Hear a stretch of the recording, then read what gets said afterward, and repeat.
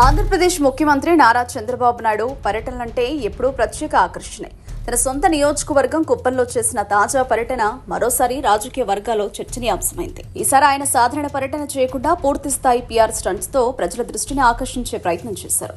కెమెరాలో మైకులు అమర్చుకుని కాలు పక్కన బోటు యాత్ర నిర్వహించడమే కాకుండా నేటి మీద షికాలు చేస్తూ హంగామా సృష్టించారు. ఈ దృశ్యాలు చూసిన వారంతా ఇదొక రాజకీయ సినిమా షూటింగ్ అనిపించిందని హాస్యంగా కామెంట్లు చేస్తున్నారు. కుప్పాన్ని తానే అభివృద్ధి చేశానని చెప్పడానికి ఈ ప్రదర్శన అన్నట్టుగా మొత్తం సెటప్ సిద్ధం చేయడంపై ప్రజలు ముక్కుసూటిగా స్పందిస్తున్నారు.